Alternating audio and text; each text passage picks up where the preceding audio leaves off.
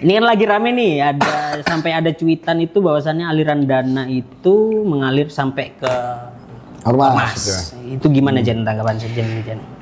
Ya kita kalau ini kan tergantung pengelolaannya ya.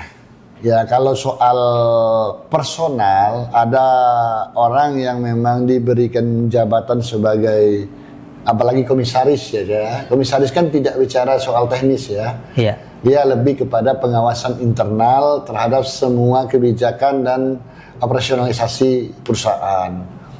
Nah, kalau soal aliran, saya kira ini apa namanya ya harus melalui mekanisme yang transparan.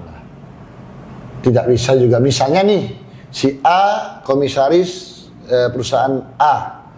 Nah kemudian dia secara pribadi misalnya nyumbang ke organisasi A, B misalnya. Ya mungkin sifatnya personal ya, sifatnya pribadi, bukan kelembagaan ya.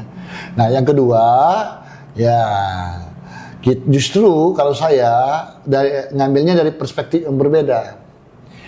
Kalau ada komisaris yang berasal dari organisasi tertentu, mau OKP, Ormas atau semacamnya, saya kira itu kalau dibuat profesional itu akan lebih kuat melakukan pengawasannya. Karena beliau kan memiliki infrastruktur juga. Dia berdasarkan punya backbone juga.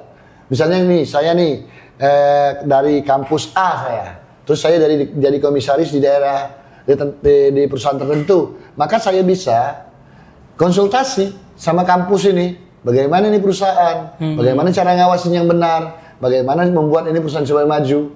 Jadi saya punya resources, saya punya semacam ini lebih, ya kalau bahasa kasarnya perusahaan ini untung merekrut saya karena saya bukan cuma saya pribadi yang bisa memberikan kontribusi baik secara pemikiran atau yang lain, tapi saya juga bisa menggunakan sumber-sumber keilmuan intelektual bahkan jaringan di luar ini untuk mendapatkan informasi yang valid, bagus sehingga perusahaan ini bisa jadi jauh lebih baik. Nah soal aliran dana dari perusahaan ini membantu kampus itu persoalan lain. Oke. Ya, itu tidak bisa diinstitusikan, bisa saja saya karena saya digaji di komisaris di sini, terus saya nyumbang ke kampus, saya kira itu sangat apa namanya manusiawi lah.